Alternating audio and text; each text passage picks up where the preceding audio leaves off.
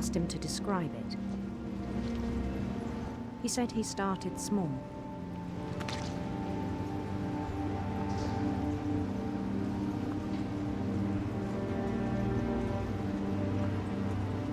Imagining a labyrinth. He'd feel his way about.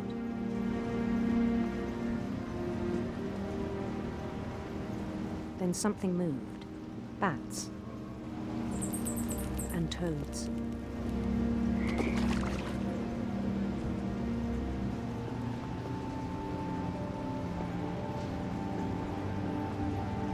And things that have not names.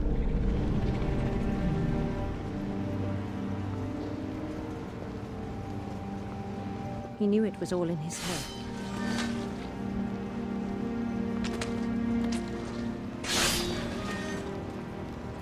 But he took it very seriously. I had hoped he'd find himself.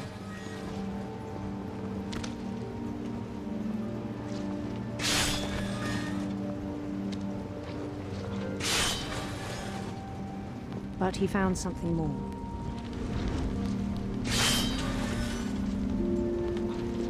I worried about him then. Daydreaming at the cannery. I spoke with his boss. But he said Lewis had become a model employee. Methodical, tireless, focused.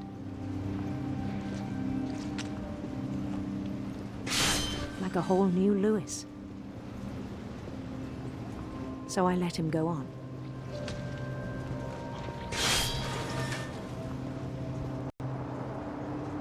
I even encouraged him. It seemed very promising at first. He told me he'd made a new friend.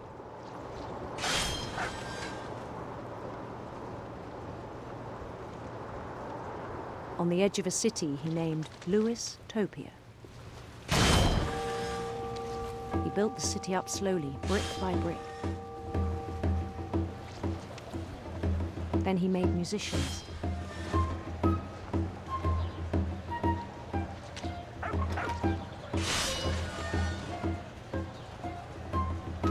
And songs for them to play.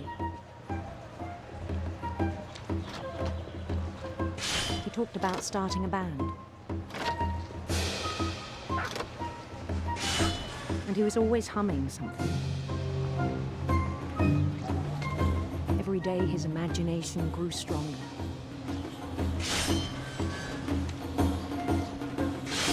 He no longer spoke at the cannery. But his chopping was as reliable as ever. Then one day it struck him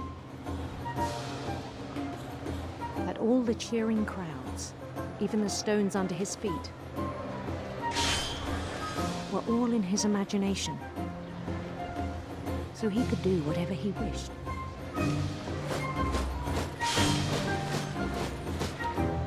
He held an election for mayor. And he won. They begged him to stay, but his mind was already wandering. It became a game for him.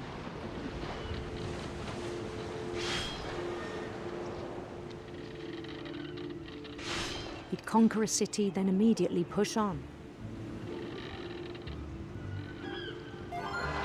New Louisville.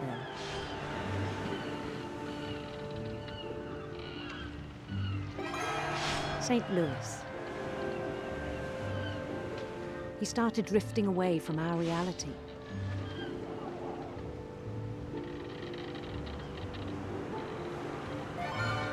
Minneapolis. Until one day he forgot to go home from the cannery. Even as his mother pleaded with him, part of Lewis kept sailing on.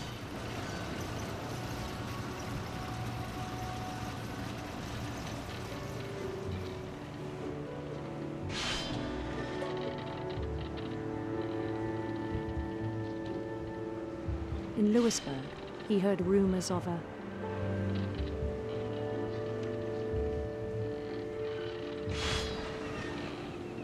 handsome queen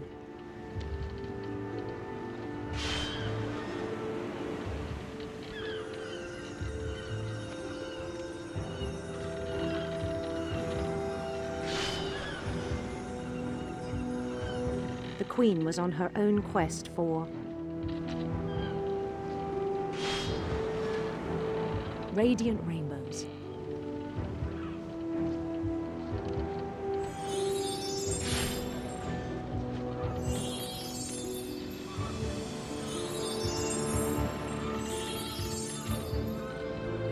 He followed the sound of her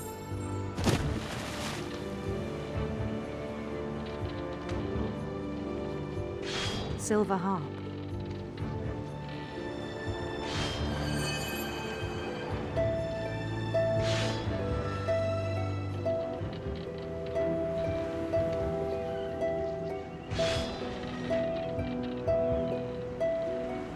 His chase led him to a golden palace east of the sun and west of the moon. Even then, his logic remained sound.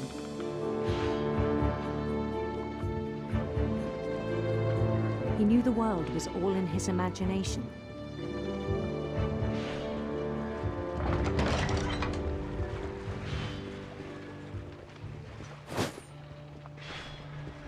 But he was so proud of having created it.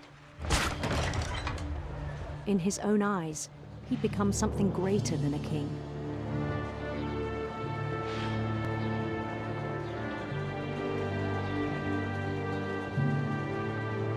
For someone who'd never known success in the real world, I think it was overwhelming. And then it struck him that the real Lewis was not the one chopping salmon, but the one climbing the steps of a golden palace.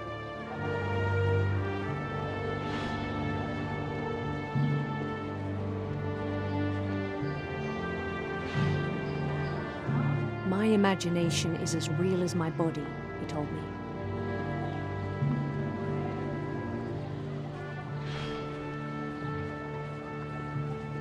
It was hard to argue with him.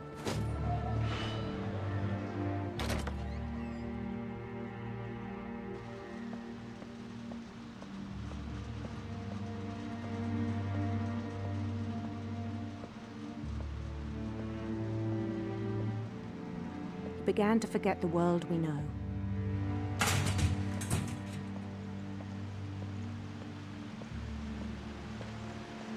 I think it pained him to remember Lewis, the cannery worker.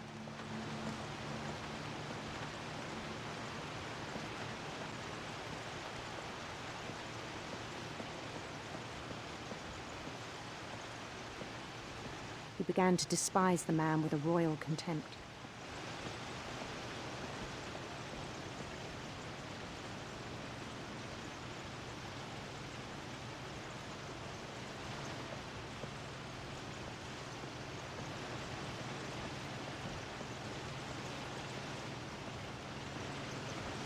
I still thought I could save him.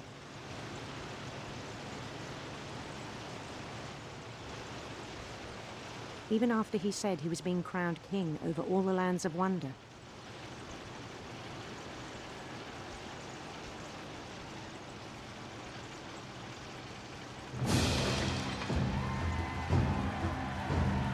The palace would be packed with his companions.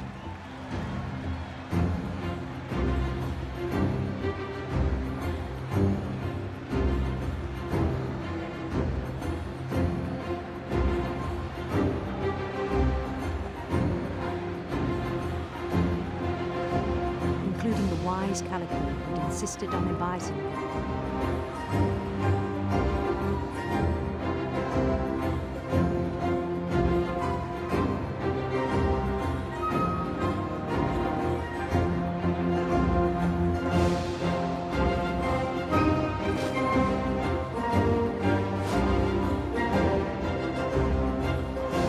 His queen waited, holding his crown.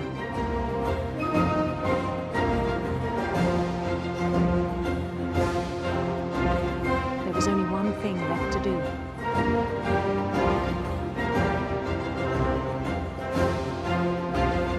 Bend down his head.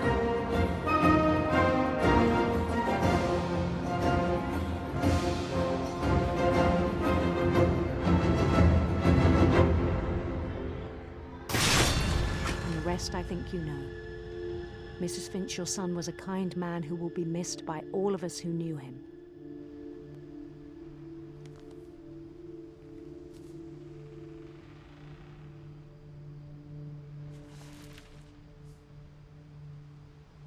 My brother was really cool.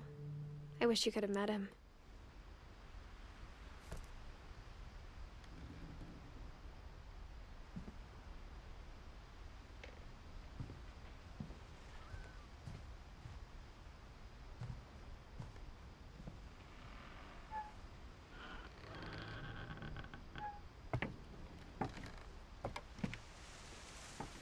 On the way back from Lewis's funeral, my mom told me to start packing.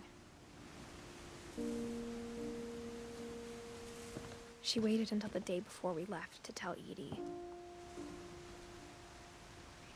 I'm not sure if she wanted to make it easier or harder.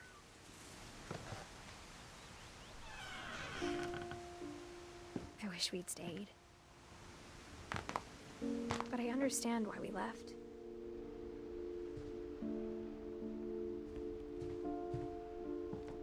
My mom ended up leaving everything behind. What happened that night had been coming for a long time. Maybe it should have come sooner.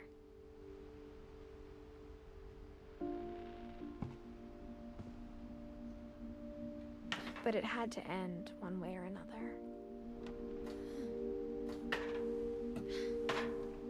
All that's left now is to tell you about that last night.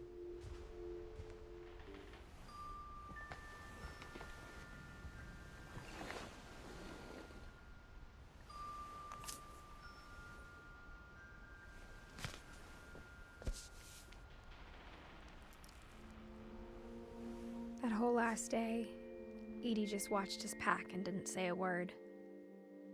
Until supper, when she raised her glass and said, "To our final night together, and all our final nights apart." Grandma, you know what I said about alcohol. Some of your medications are very Edith, specific. I left a present for you in the hallway. Why don't you go open it? The grown-ups have to argue now. I'm sorry, you're right. We're all leaving tomorrow. Let's just enjoy our last... I'm not leaving. Edith, you're excused.